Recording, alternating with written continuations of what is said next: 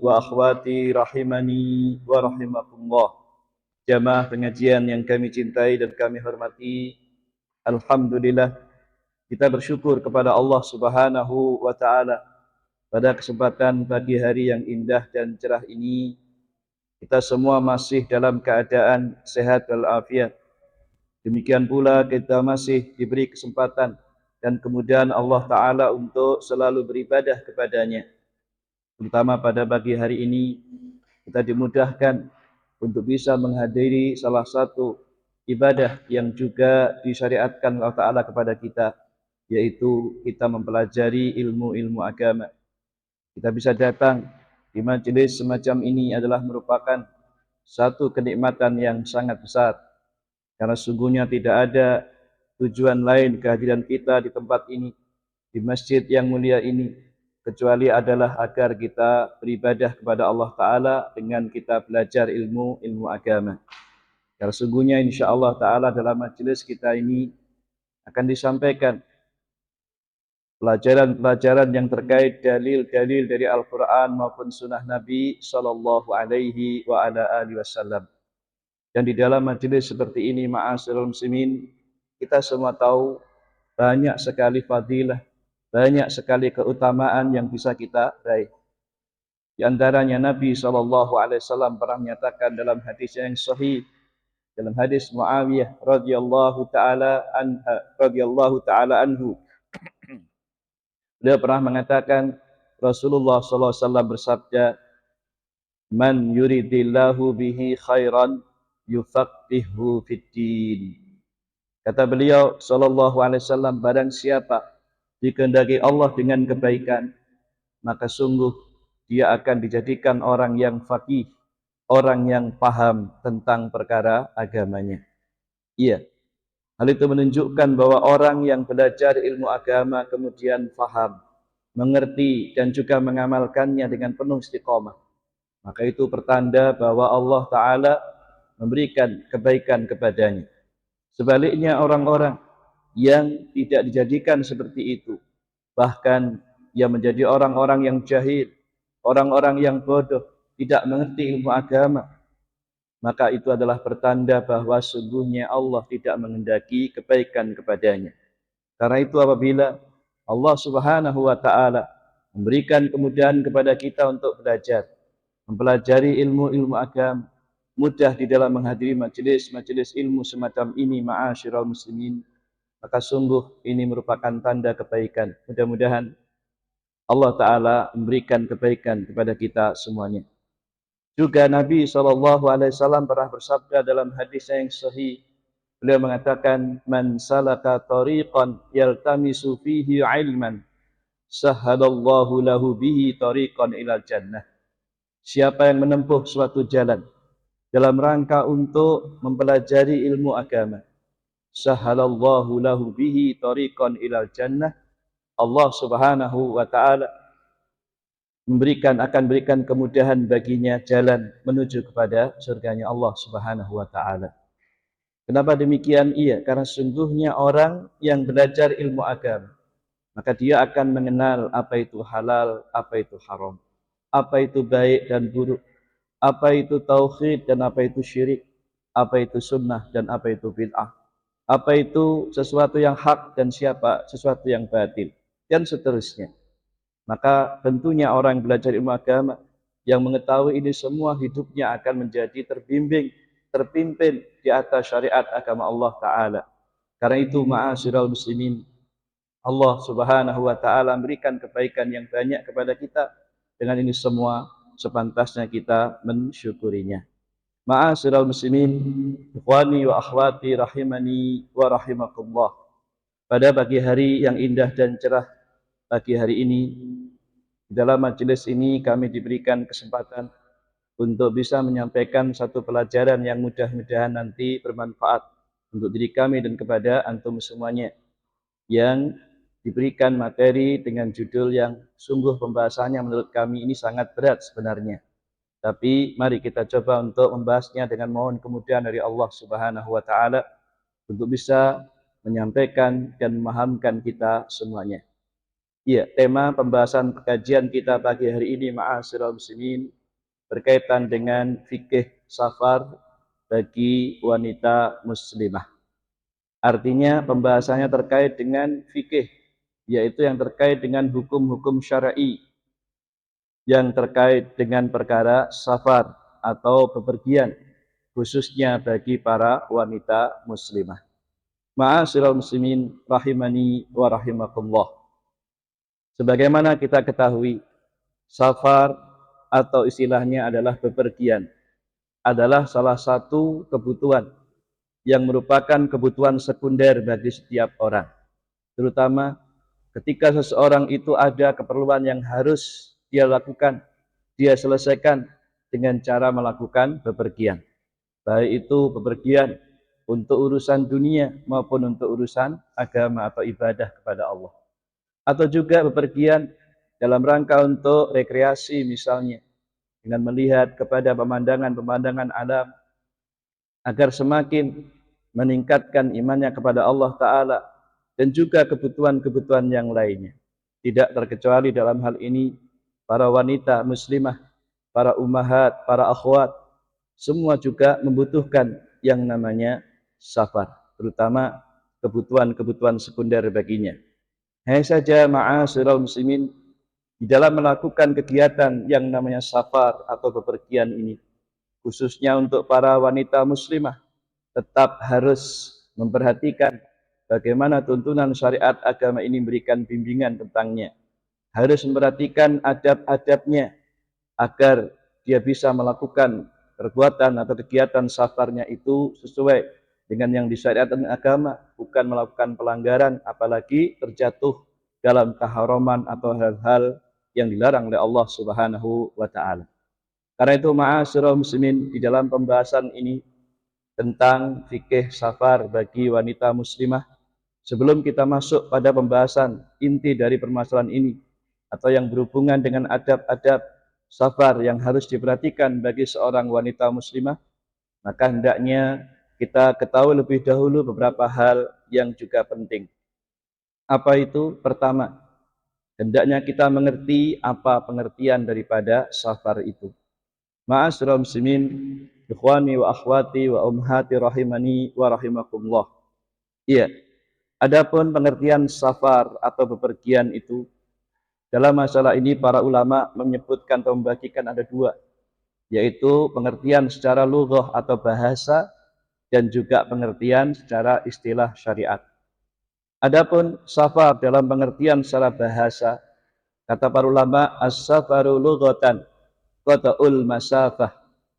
Kata para ulama bahwa sungguhnya safar secara bahasa itu maknanya adalah qata'ul masafah, artinya memutus atau memotong jarak perjalanan. Memutus atau memotong jarak perjalanan. Itu safar secara bahasa. Dan kata safarun atau as-safaru bentuk jamaknya adalah asfarun atau al-asfar. Itu pengertian secara bahasa. Adapun dalam pengertian istilah syar'inya adalah wa syar'an mufaraqatu mahalil iqamah bi niyatid darbi fil ard. Maksud daripada safar secara pengertian istilah syar'inya adalah meninggalkan tempat tinggalnya dengan niat untuk melakukan perjalanan jauh di muka bumi ini. Jadi kita meninggalkan tempat tinggal kita dengan niat untuk melakukan perjalanan jauh di atas bumi ini, di muka bumi ini.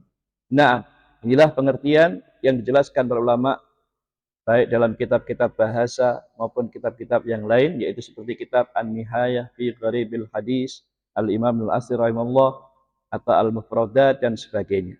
Itu pengertian safar. Dengan kata lain, safar itu intinya adalah bepergian jauh, melakukan perjalanan jauh di atas muka bumi ini untuk suatu keperluan, yaitu berpindah dari suatu kota kepada kota yang lain dengan berbagai cara yang bisa kita lakukan menempuh perjalanan tersebut.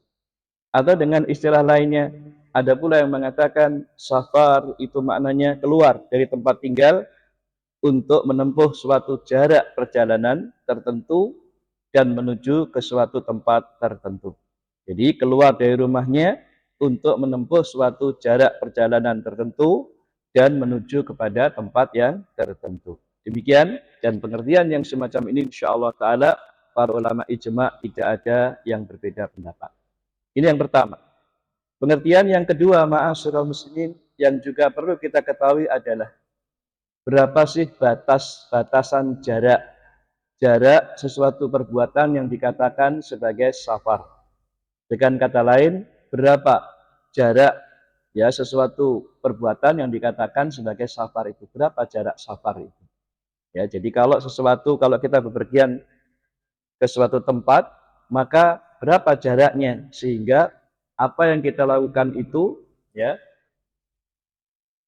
Nah, berapa jarak perbuatan, berapa jarak safar yang bisa kita tempuh sehingga perbuatan itu disebut sebagai safar.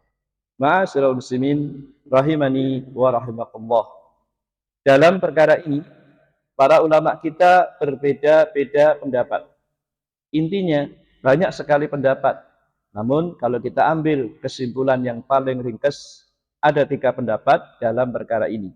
Ya, pertama, sebagian para ulama berkata bahwa jarak safar itu adalah seperti jarak yang ditempuh antara kota Mekah hingga Mina. Padahal jaraknya dekat sekali antara Mekah dan Mina.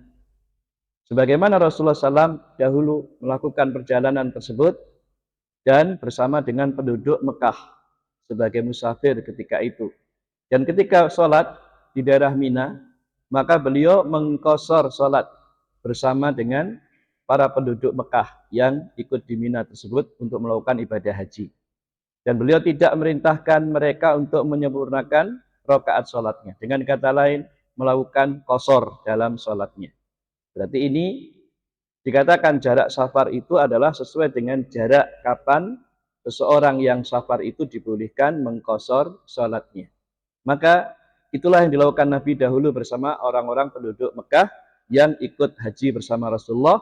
Dan ketika sampai di Mina dan ketika melaksanakan sholat, maka Rasulullah dan para sahabat yang berasal dari kota Mekah itu, mereka melakukan dengan mengqashar sholat. Dan beliau tidak merintah untuk menyempurnakannya. Dan perlu diingat bahwa saat itu tujuan perjalanan Rasulullah bukan ke Mina, tapi ke Arafah untuk menunaikan wukuf di sana. Hanya saja ketika sampai di Mina dan tiba waktu zuhur, maka Rasulullah mengerjakan di sana sholat zuhur 2 rakaat. Maka hal itu menunjukkan bahwa ketika sampai antara Mekah dan Mina, maka dikatakan itu sebagai jarak dibolehkannya seseorang melakukan qashar di dalam sholatnya atau meringkas sholatnya dari 4 rakaat kepada 2 rakaat. Dan ketika itu ma'asyiral muslimin, dan insyaallah sampai sekarang jarak antara Mekah dan Mina itu kurang lebih hanya 30 km. Ya, maka ini sudah dianggap sebagai jarak safar wallahu a'lam. Ini yang pertama. Sebagian ulama yang lain, yang kedua, mereka berpendapat bahwa jarak safar itu adalah perjalanan sejauh 1 hari perjalanan. 1 hari perjalanan. Sebagaimana disebutkan oleh Al-Imam Ibnu Abdul Bar rahimahullah dalam kitab Al-Istidkar. Beliau bawakan di sana beberapa dalil yang disebutkan bahwa jarak safar itu adalah sekitar perjalanan sehari atau sehari semalam dengan perjalanan yang cepat. Yang ditempuh sehari semalam itu menurut ukuran masa lalu adalah sekitar 4 barit. Jadi perjalanan sehari semalam itu adalah 4 barit. Nanti akan disebutkan dalilnya insyaallah. Ya. Dan 4 barit itu apa? Para ulama menjelaskan 1 baritnya sama dengan 4 farsah. Berarti 4 barit sama dengan berapa farsah? 4 kali 4 berarti berapa? 16. Ya, 16 farsah. Jadi seperti itu. 1 barit sama dengan 16 farsah. Sedangkan 1 farsah itu sama dengan 3 mil. Ya, sehingga kalau dikalikan 16 kalikan 3 mil, maka jaraknya menjadi kurang lebih 48 mil. Sedangkan 1 mil itu sendiri kurang dari 2 kilo atau kurang lebih 1 kilo 1,6 kilometer. Ya, sehingga kalau dikalikan sehingga menjadikan satu barit itu jaraknya adalah sekitar 77,2 kilometer. Ya, maka kalau dikatakan sehari semalam itu 4 barit, ya kalikan saja. Itu menunjukkan bahwa di atas 80 kilometer lah, begitu, kurang lebih. Jadi ini adalah jarak safar, ya, yang jarak tersebut kurang lebih disebutkan ulama adalah antara Jeddah sampai Mekah. Karena di sana ada riwayat yang menjelaskan dari Abdullah bin Abbas, beliau mengatakan, kana yaksuru sholata fi misli ma baina Makkah wa Taif wa fi misli ma baina Makkah wa Usfan wa fi misli ma baina Makkah wa Jeddah. Dahulu Ibnu Abbas, beliau pernah mengqashar salatnya yaitu pada tempat antara Mekah, ya, sampai kota Taif. Demikian pula antara Mekah sampai Usfan dan Mekah sampai Jeddah. Itu kurang lebih segitu. Sehingga dari sinilah sebagian ulama mengatakan jarak safar itu ada yang 85 atau ke atas dan seterusnya. Adapun para ulama lainnya juga banyak pendapat-pendapat. Tetapi yang terakhir, sebagian ulama berpendapat bahwa batasan jarak tertentu safar itu tidak ada yang pasti. Lalu dikembalikan kemana? Dikembalikan kepada yaitu urf atau kebiasaan masyarakat setempat, yaitu tentang penilaian atau apa istilah safar menurut masyarakat setempat tersebut. Jadi kembali kepada kebiasaan penduduk masyarakat setempat. Ya, artinya apa? Yang dikatakan jarak perjalanan safar itu yang dianggap oleh penduduk setempat sebagai suatu safar. Jadi kalau dikatakan, oh safar itu adalah perjalanan dari sini ke sini, atau perjalanan yang di dalamnya mengandung apa? Perjalanan yang sudah sangat dianggap jauh, terdapat kelelahan, terdapat rasa berat, capek, lelah dan seterusnya di dalam safar, maka itu dianggap safar. Maka itulah yang dimaksud dengan safar. Ya, artinya apa? Dikembalikan kepada kebiasaan masyarakat. Tapi kalau misalnya mengatakan perjalanan dari sini ke situ adalah sebentar dan itu tidak dianggap safar, ya berarti itu bukan safar. Begitu. Misalnya, kalau masyarakat kita menganggap dari Surabaya, ya kemudian perjalanan menuju ke Jombang, sudah sangat jauh dan itu luar kota. Maka ini kalau dianggap safar, ya berarti itu sudah dihukumi sebagai safar. Atau dari sini ke Malang, ya sudah sampai jauh dan itu di luar kota Surabaya, maka kalau dikatakan masyarakat itu adalah safar, berarti dihukumi sebagai safar. Tapi kalau perjalanan dari sini ke daerah Kenjeran sana, dari sini ya ke arah mana tengah kota Surabaya, maka kalau itu tidak dianggap safar, ya tidak berlaku hukum safar padanya. Karena apa? Sangat dekatnya dan masyarakat menganggap itu bukan safar sebagaimana perjalanan jauh yang dipahami. Wallahu a'lam. Jadi intinya ma'asyiral muslimin, sebagaimana disebutkan dalam riwayat Ibnu Abbas dan juga yang lain, dan juga dipegang oleh jumhur ulama, bahwa pendapat yang seperti inilah pendapat yang paling kuat, yakni ukuran safar tidak ditentukan dengan jarak-jarak tertentu sebagaimana berbagai pendapat yang ada, tapi dikembalikan pengertian safar itu kepada urf atau kebiasaan masyarakat setempat. Sesuatu yang sudah dianggap safar oleh masyarakat, maka sudah itulah berlaku hukum safar padanya. Dan pendapat yang seperti ini adalah pendapat yang dirajihkan oleh para ulama, seperti misalnya Al-Imam Ibnu Qudamah rahimahullah, dan juga Syekhul Islam Ibnu Taimiyah, juga murid beliau Ibnu Qayyim rahimahullah taala, dan juga Syekh Siddiq Hasan Khan, dan juga kemudian ya guru-guru kami di Yaman pun juga seperti itu, ya. Nah, sebagaimana disebutkan dalam kitab guru kami Syekh Ya'la Juri dalam kitab Dia Us-Salikin, ya, tentang hukum berkaitan dengan masalah musafir. Jadi kesimpulannya ma'asyiral muslimin, terkait dengan berapa jarak safar atau sesuatu itu dianggap safar, maka batasan jarak tertentu yang khusus dari Nabi itu tidak ada satupun yang dianggap. Sehingga yang dianggap dalam sini adalah dikembalikan kepada apa yang menjadi kebiasaan masyarakat suatu tempat. Kalau di Indonesia atau di Surabaya ini menganggap bepergian dari sini ke situ adalah suatu safar atau pergian jauh, maka itulah yang dinamakan dengan safar. Wallahu a'lam bishawab. Jadi intinya seperti itu. Ya. Jadi kita kembalikan pengertian safar itu kepada bagaimana kebiasaan masyarakat setempat menilai sesuatu itu disebut safar ataukah tidak. Sampai di sini bisa dipahami kira-kira? Baik, barakallahu fikum. Ya, seperti itu. Kemudian ma'asyiral muslimin, terkait dengan masalah safar bagi seorang wanita atau bagi seorang wanita muslimah, maka di sana ada beberapa adab yang harus diperhatikan. Dan ini menjadi suatu perkara penting bagi para wanita muslimah untuk memperhatikannya. Dan inilah yang membedakan antara mereka dengan yang selain mereka. Ya, apa itu? Adab yang paling utama diperhatikan oleh seorang wanita muslimah ketika mereka melakukan safar, yaitu hendaknya wajib bagi para wanita muslimah tersebut ditemani oleh mahramnya. Ini yang paling penting. Ya, sehingga tidak boleh seorang wanita muslimah melakukan safar secara sendirian tanpa disertai mahram. Ya, meskipun dia merasa mampu, merasa bisa, merasa ya semuanya itu biasa-biasa saja, tidak ada kesulitan dan sebagainya. Maka itu bukan ukuran. Ukurannya kembali kepada apa? Dalil. Di mana dalam dalil-dalil yang sahih yang sangat banyak, Nabi SAW memberikan bimbingan kepada para wanita muslimah untuk memperhatikan hal yang seperti ini, yaitu tetap wajib baginya disertai mahram ketika melakukan perjalanan safarnya tersebut, apalagi ke suatu tempat yang jauh. Kenapa demikian, ma'asyiral muslimin? Iya, karena sungguhnya agama Islam adalah agama yang memuliakan para wanita.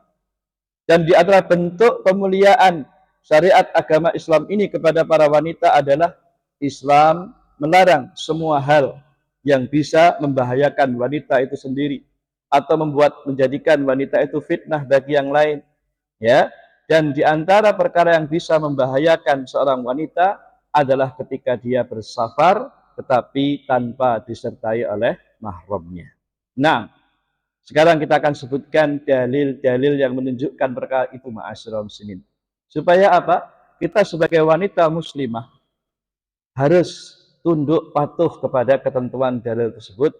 Tidak boleh kemudian hanya sekedar mengikuti perasaannya, emosinya, atau kebiasaan masyarakat yang tidak ngerti agama, terus menganggap, enggak apa-apa, bepergian meskipun tanpa mahram. Padahal Nabi SAW sangat tegas dan banyak sekali menjelaskan hal itu.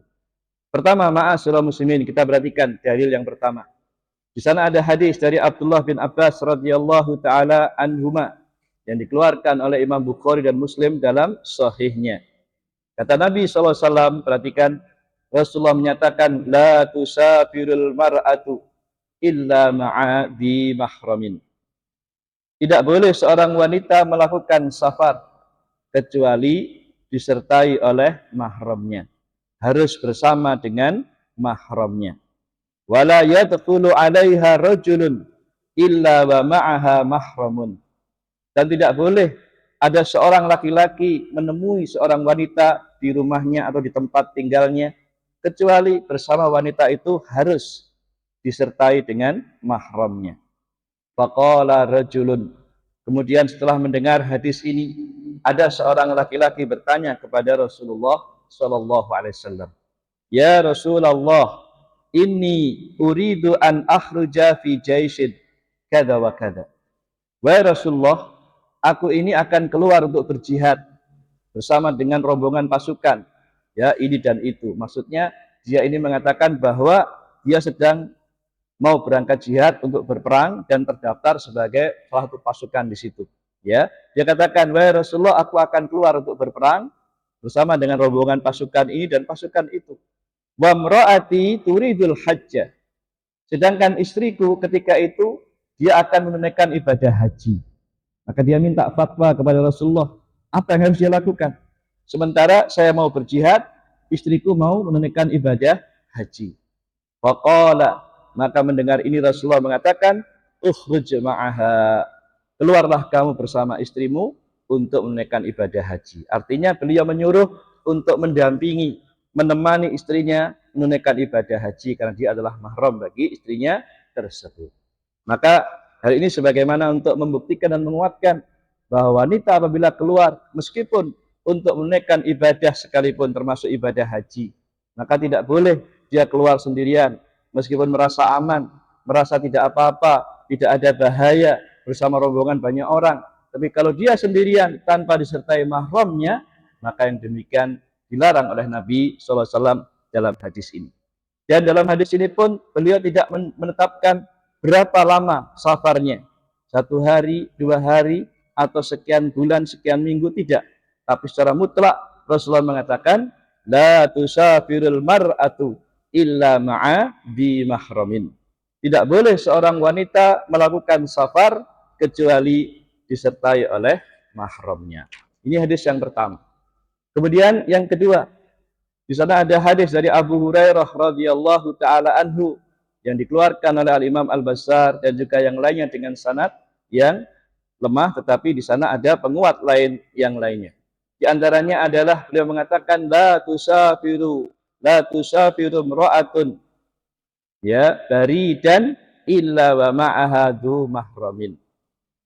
Dalam riwayat yang lain disebutkan tidak boleh seorang wanita ya la tusafiru imra'atun baridan, tidak boleh seorang wanita dia melakukan safar baridan sejauh jarak 1 barid illa wa ma'aha dzu mahramin, kecuali bersama dia disertai dengan apa? Mahramnya. Tadi disebutkan dalam hadis pertama tidak ada ketentuan berapa jaraknya. Tapi dalam riwayat ini disebutkan 1 barid. Ya. Dan 1 barid ini atau hadis yang dalam riwayat Al-Bazzar ini didhaifkan oleh Syalbani rahimahullah.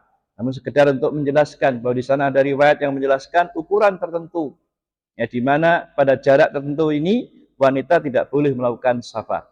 Tidak boleh seorang wanita melakukan safar dalam ukuran perjalanan 1 barid kecuali disertai oleh mahramnya. 1 barid itu 4 farsah. Dan menurut Hanafiyah dan Malikiyah 1 barid sama dengan ya 22 km lebih, dan menurut ulama Syafi'iyah dan Hanabilah 1 barid sama dengan 44,5 km lebih dan seterusnya.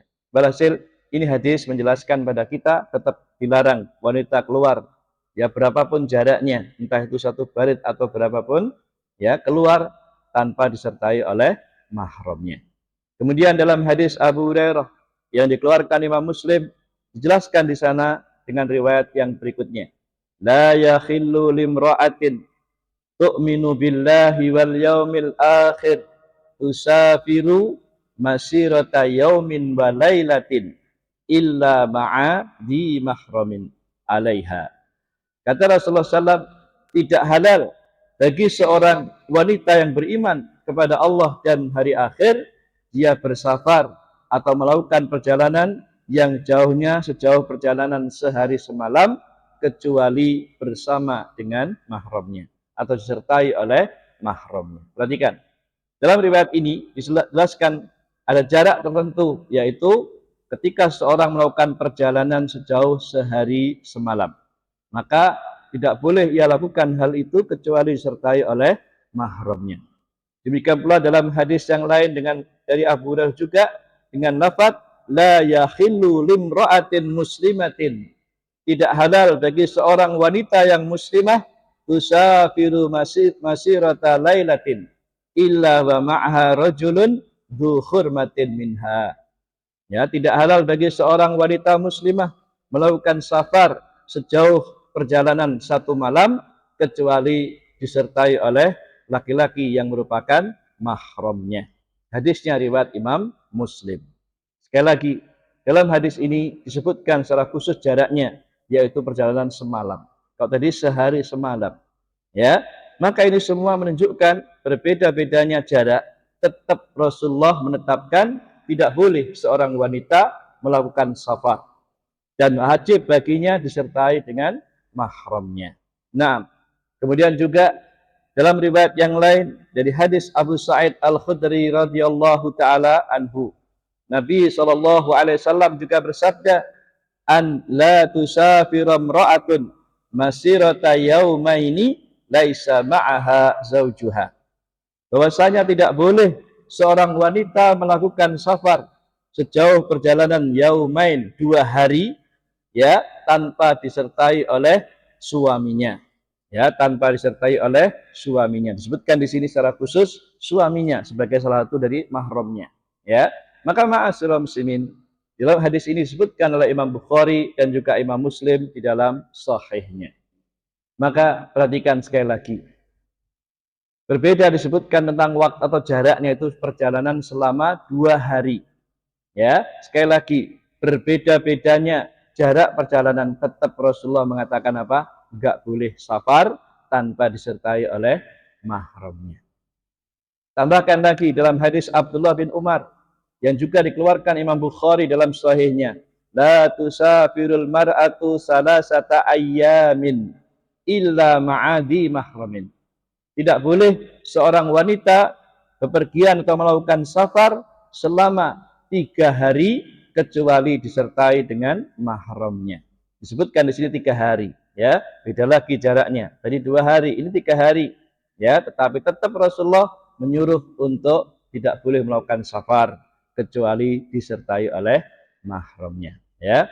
Adapun dalam riwayat yang lain, dalam riwayat Imam Muslim juga dari hadis Abu Sa'id Al-Khudri lebih lengkap lagi. La yakhillu limra'atin tu'minu billah wal yaumil akhir an tusafira safaran yakunu salasata ayyamin fasaidan illa wa ma'aha abuha aw benuha aw zaujuha aw akhuha aw dhu mahramin minha. Kata Nabi SAW, tidak halal bagi seorang wanita yang beriman kepada Allah dan hari akhir untuk melakukan safar, yaitu selama 3 hari atau lebih, kecuali bersamanya ada bapaknya atau anak laki-lakinya atau suaminya atau saudara laki-lakinya atau mahramnya yang selainnya. Begitu. Ma'asyiral muslimin, barakallahu fikum.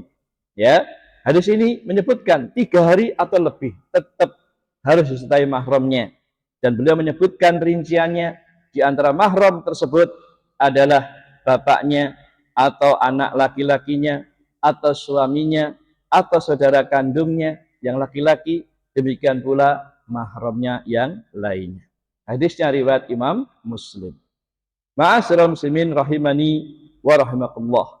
Jadi intinya para ulama berbeda, hadis-hadis tadi menjelaskan perbedaan mengenai jarak safar, atau disebutkan tentang berapa lamanya safar itu.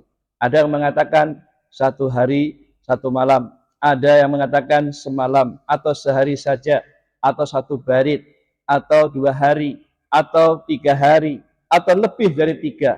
Tetap semuanya sama. Nabi melarang melakukan safar tersebut kecuali jika disertai oleh mahramnya. Ma'asyiral muslimin rahimani wa rahimakumullah. Maka dalam melihat atau bagaimana memahami berbeda-bedanya jarak safar tersebut, ma'asyiral muslimin, di dalam Syarah Sahih Muslim, Imam An-Nawawi rahimahullah menjelaskan dan menyebutkan satu bab dalam kitabnya itu dengan judul safarnya seorang wanita bersama dengan mahramnya untuk berhaji ataupun untuk yang lainnya. Setelah beliau membawakan hadis-hadis yang kami bacakan tadi, ma'asyiral muslimin, maka para ulama kemudian beliau mengatakan bahwa para ulama mengatakan bahwa perbedaan riwayat-riwayat tentang batasan jarak safar, hal itu adalah seperti perbedaan orang yang bertanya kepada Nabi SAW. Demikian pula perbedaan negeri atau tempat orang yang bertanya kepada beliau tersebut.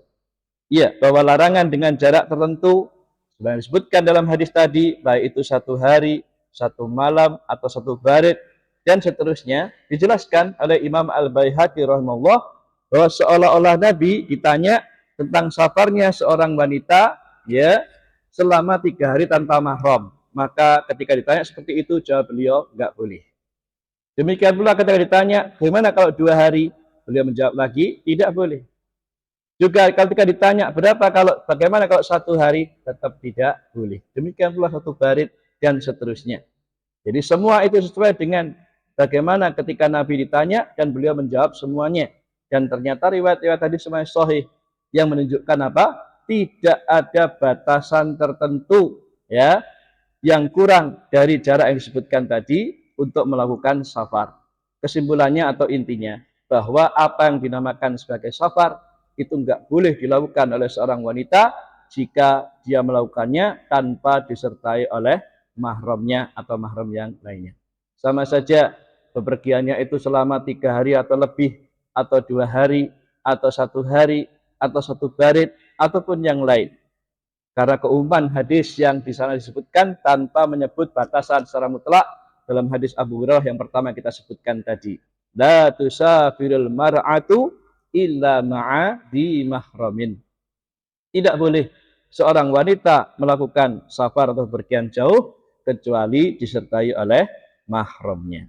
Demikian disebutkan oleh Imam Nawawi dalam Syarah Sahih Muslim. Jadi melakukan safar seperti itu ma'asyiral muslimin bagi para wanita, perhatikan, enggak boleh sembarangan kita bepergian begitu saja, ya, tetapi kemudian kita justru melanggar syariat, ya, dan ini hukumnya apa? Haram. Para ulama sepakat perbuatan seperti ini termasuk haram dan perbuatan dosa besar bagi seorang wanita apabila ia melanggarnya, dan berdasarkan kesepakatan para ulama, berdasarkan dalil-dalil yang ada. Barakallahu fikum. Kemudian apa hikmahnya? Hikmah dilarangnya melakukan safar tanpa mahram tersebut. Ini yang penting juga untuk diketahui oleh para wanita. Mungkin para wanita akan protes. Ngapain sih kita kok harus disertai mahram, ribet amat begitu ya. Sulit sekali aturannya, berat dan seterusnya. Ya, ingat ma'asyiral muslimin. Ketika Allah Ta'ala dan juga Rasulnya SAW melarang kita dari suatu perkara, tentu di balik itu ada maksud dan tujuan serta hikmah yang baik untuk kita laksanakan. Meskipun itu berat, meskipun itu enggak sesuai dengan selera kita, enggak sesuai dengan keinginan kita, tapi di balik itu semua ada hikmah yang mulia, yang sangat besar, yang sangat agung, yang Allah Ta'ala Rasul tetapkan untuk para wanita. Kenapa dia dilarang bepergian tanpa disertai oleh mahramnya? Ma'asyiral muslimin, Al-Imam Ibnu Muflih rahimallahu ta'ala ya, menyebutkan kepada kita tentang hikmah ya dilarangnya para wanita untuk melakukan safar tanpa adanya mahram tersebut. Dan hikmahnya sangat banyak ma'asyiral muslimin. Baik, barakallahu fikum. Disebutkan oleh Al-Imam Ibnu Muflih rahimallahu ta'ala bahwa sungguhnya maksud atau diwajibkannya adanya mahram bagi wanita itu tidak lain adalah untuk apa? Menjaga keamanan wanita tersebut dari segala macam keburukan yang akan terjadi. Ya, jadi adanya mahram itu untuk memberikan penjagaan, dan penjagaan dari apa? Dari segala perkara kejelekan yang akan terjadi dan menimpa para wanita jika tidak disertai mahram. Ya, maka dengan adanya mahram akan menjadi penjaga baginya, pelindung baginya, tentunya selain daripada ya tentunya dari apa yang telah Allah Ta'ala tentukan untuk menjaganya. Tapi dengan penjagaan adanya mahram itu lebih baik kalau seandainya kalau tidak ada penjaganya. Karena itulah ya tujuan utama diadakannya mahram, diwajibkannya adanya mahram itu adalah demi untuk menjaga kehormatan, kemuliaan dan keutamaan yang ada pada wanita itu sendiri. Demikian pula kata Syekh Muhammad bin Shalih Al-Utsaimin rahimahullah di dalam kitab Majmu' Fatawa Rasail beliau, bahwa sungguhnya ya para wanita kenapa diwajibkan disertai mahram ketika dia safar? Naam, hal itu dilakukan adalah untuk sekali lagi menjaga para wanita dari segala kejelekan dan kerusakan, dan juga untuk melindungi dia dari orang-orang yang fajir, yaitu orang-orang yang jahat, dan juga orang-orang yang fasik yang akan melakukan kejelekan kepadanya. Nah, itu diantara hikmahnya. Maka ma'asyiral muslimin, seorang wanita akan lebih merasa terjaga, lebih merasa ya aman apabila disertai mahram. Tapi kalau tidak, maka dia akan selalu was-was. Was-was kalau akan terjadi kejelekan yang menimpa dia dari kalangan orang-orang jahat, orang-orang yang tidak punya adab dan akhlak yang akan mengganggu dia dan seterusnya. Ini sudah banyak buktinya. Ya, meskipun mungkin di sana ada juga orang yang akan mengatakan, "Lu kami aja loh selama ini pergi keluar kota kemanapun, nggak ada masalah. Itu bukan dalil. Sekali lagi, bukan dalil. Cuman sekedar kebetulan. Dan memang Allah takdirkan seperti itu. Namun, kalau kita melakukan ini semua, di dalam rangka melaksanakan perintah Rasulnya dan Allah Ta'ala dan Rasulnya, demikian pula menjauhi larangan-larangan yang beliau larang kita dari melakukannya, maka itu tentu akan lebih baik. Seperti itu. Nah, baik, ini pembahasan yang berikutnya. Kemudian, hal lain yang juga terkait dengan hadis-hadis tadi.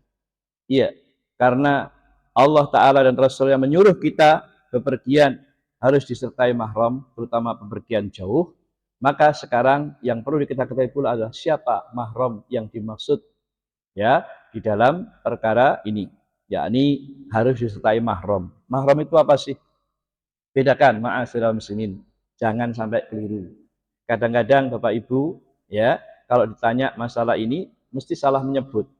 Ya, kadang-kadang oh dia bukan muhrim saya. Kan ada ya istilah gitu, ada istilah muhrim, ada istilah mahram. Terus bedanya nopo? Ya, baik, barakallahu fikum. Ma'asyiral muslimin. Beda antara pengertian mahram dan muhrim, ya. Jangan salah karena banyak orang-orang umum atau orang awam ketika bilang begitu, maaf, enggak boleh, itu bukan muhrim saya. Nah, ini keliru, ya. Baik, apa itu muhrim dan apa itu mahram? Ma'asyiral muslimin. Kalau muhrim itu artinya orang yang berikhram. Orang yang sedang menunaikan ibadah dengan melakukan ikhram, yaitu berpakaian ikhram untuk menunaikan ibadah umroh atau ibadah haji. Ya, maka orang yang sedang berikhram, itulah yang disebut dengan apa? Muhrim. Nah, jangan keliru ya. Ini muhrim. Muhrim itu orang yang sedang menunaikan ibadah, yaitu berikhram untuk haji ataupun untuk umrah. Begitu. Sedangkan mahram, nah ini. Kalau mahram, ma'asyiral muslimin, itu artinya adalah orang yang haram untuk dinikahi selama-lamanya. Ya, baik itu karena faktor nasab, atau karena faktor pernikahan, atau karena faktor susuan. Ya, jadi perlu diketahui, mahram artinya orang yang diharamkan untuk menikah dengan kita selama-lamanya. Ya, nanti akan dikasih contohnya. Nah sekarang kalau ditanya siapa mahramnya wanita yang hendaknya dia bisa menemani dia ketika safar. Baik, barakallahu fikum. Ini perlu diketahui, mahram sekali lagi adalah orang yang haram dinikahi selama-lamanya. Ya, pertama ada mahram karena nasab atau keturunan. Ya, ini banyak sekali. Gampangannya begini, kalau kita ingin mengetahuinya ya. Jadi mahram secara nasab itu kalau ke atas kita, kalau untuk wanita ya, ke atasnya adalah bapaknya atau orang tua laki-lakinya. Ini yang pertama. Terus ke atas siapa? Kakeknya. Terus ke atas siapa? Mbah buyutnya. Kan begitu ya? Mbah buyutnya, canggah, gantung siwur, ya dan seterusnya, apa istilah orang Jawa itu. Yang jelas kalau ada pertama adalah bapaknya. Itu adalah mahram pertama yang harus diketahui. Ya, bapaknya, kakeknya, bapaknya kakeknya bapak dan seterusnya dan seterusnya. Itu kalau ada, ya. Itu mahram yang pertama. Kemudian ke bawah sekarang. Ini gampangannya. Kalau ke bawah siapa? Anak laki-laki si wanita tersebut. Ya, itu menjadi mahram baginya. Terus kemudian anak laki-laki dari anak laki-lakinya, berarti cucunya wanita itu. Terus ke bawah, cicitnya dan seterusnya dan seterusnya. Paham ya? Ini untuk bisa memudahkan pemahaman. Ini karena nasab. Di sebelah kanan sekarang. Siapa? Saudara laki-lakinya. Terus anaknya saudara laki-lakinya. Terus ya termasuk anak saudara perempuannya. Itu semuanya adalah mahram bagi si wanita itu. Jadi saudara laki-lakinya, kemudian anaknya dia dan juga anaknya saudara perempuannya yang laki-laki dan seterusnya, ya, demikian pula cucunya dan seterusnya. Ini semua adalah mahram baginya. Kemudian ke kiri sekarang ganti siapa? Paman-pamannya. Baik paman dari pihak ayah atau paman dari pihak ibu untuknya, ini juga mahram bagi si wanita, ya. Tapi kalau anaknya paman, mahram atau bukan? Nah, ya, tidak. Nah, itu termasuk apa? Saudara sepupu, itu bukan mahram. Jelas ya? Nah, itu gambaran mudahnya, ya. Jadi lihat ke atas, ke bawah, ke kanan, ke kiri, itu adalah mahram kita. bapak kita, kakek kita, terus ini untuk wanita lah ya. Kemudian saudara laki-lakinya, apa anaknya dulu, anak laki-laki, kemudian cucu laki-laki, dan terus ke bawah. Kemudian saudara laki-laki dan anaknya saudara laki-laki tersebut, yang laki-laki, dan seterusnya. Demikian pula paman-pamannya, baik dari paman pihak ayah maupun paman dari ibu, dan seterusnya. Itu dari sisi apa? Dari sisi nasab. Kemudian mahram karena pernikahan. Ya, jadi kalau ada seorang wanita menikah dengan seorang laki-laki, maka siapa mahramnya? Ya, tentu yang pertama adalah bapaknya suami alias apa? Bapak mertuanya, kan begitu ya. Termasuk juga kakeknya suami, ya, atau buyutnya suami, terus begitu, mbah buyut dan seterusnya, ya. Itu tadi bapaknya suami, kakeknya suami, terus ke atas, maka ini adalah mahram bagi wanita tersebut karena sebab apa? Pernikahan. Nah, seperti itu. Kemudian siapa lagi? Anak laki-laki dari suaminya, yaitu bawaan, anak bawaan. Dengan kata lain, anak tiri, ya, termasuk cucunya, terus ke bawah. Maka ini semua adalah dari apa? Mahram karena sebab pernikahan. Jadi kalau kita seorang wanita menikah dengan seorang laki-laki dan dia duda punya anak begitu, maka anaknya suami itu adalah termasuk mahram bagi kita dengan syarat bahwa suami istri tersebut sudah saling menggauli, ya, sudah berhubungan. Tapi kalau baru nikah tapi belum berhubungan, maka itu belum dianggap apa istilahnya mahram si anaknya dia. Sampai betul-betul suami istri melakukan hubungan. Maka setelah itu jadilah anaknya suami, ya, yang laki-laki, maka itu mahram bagi ibunya. Seperti itu, ya. Demikian pula ya. Terus seperti itu. Kemudian apa? Nah, menantu, ya, istri apa suami dari anak kita yang perempuan. Jadi seorang ibu punya anak perempuan terus menikah, maka ini namanya apa? Menantu. Maka menantunya seorang wanita itu adalah mahram baginya, ya, menantunya. Ini termasuk, ya, jadi istilahnya suaminya putrinya atau menantunya. Demikian pula suami dari, ya, ini suami dari anak perempuan tentunya, atau mungkin cucunya terus ke bawah, itu juga adalah mahram. Dan ini semua adalah mahram karena apa? Pernikahan. Adapun mahram yang ketiga adalah karena apa? Faktor susuan. Nah, mahram karena susuan sama dengan mahram karena nasab, ya. Jadi termasuk seorang wanita menyusu kepada seorang wanita lain, ya, bukan ibunya. Maka semua yang ada di rumahnya ibu susuan tadi, termasuk, ya, suaminya ibu susuan, itu jadi bapak susuan bagi dia. Terus ke atas kakeknya dan seterusnya. Demikian pula anak laki-lakinya ibu susuan menjadi mahram bagi dia di saudara-saudaranya. Demikian pula paman-pamannya dan seterusnya. Maka ini semua menjadi mahram sebagaimana mahram karena nasab. Wallahu alam. Ini gampangannya seperti itu. Jelas ya? Jadi terkait dengan hadis tadi, tidak halal bagi seorang wanita muslimah atau yang beriman kepada Allah dan Rasul pada hari kiamat atau hari akhir, kecuali kalau pergian apa, disertai oleh mahramnya tersebut. Nah sekarang dalam masalah ini ma'asyiral muslimin ada beberapa permasalahan yang juga sering ditanyakan terkait dengan perginya wanita untuk melakukan safar berpergian jauh, ya, baik untuk urusan agama maupun urusan dunia. Pertama, berkaitan dengan wanita yang melakukan safar untuk ibadah, yakni melaksanakan ibadah haji yang wajib. Ya, wanita itu punya kewajiban haji jika dia mampu, kan begitu. Maka ini yang wajib baginya haji adalah sekali dalam seumur hidupnya. Adapun haji yang kedua, ketiga itu bukan wajib, tapi sunnah saja.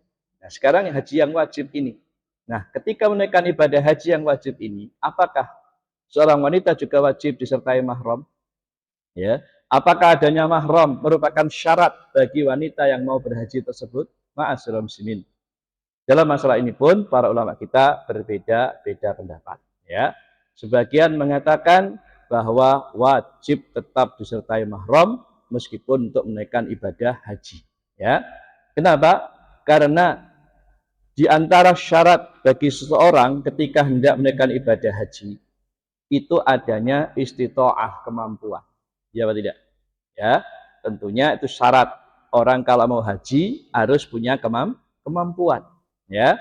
Nah, di antara makna kemampuan, baik kemampuan berupa finansial, kemampuan secara fisik, kemampuan secara harta, atau kemampuan untuk melakukan perjalanan, ada kendaraan dan sebagainya, ya.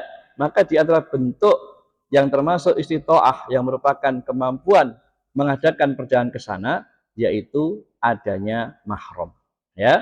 Kalau nggak ada mahramnya, berarti dia tidak dianggap belum punya kemampuan, atau dianggap belum punya kemampuan.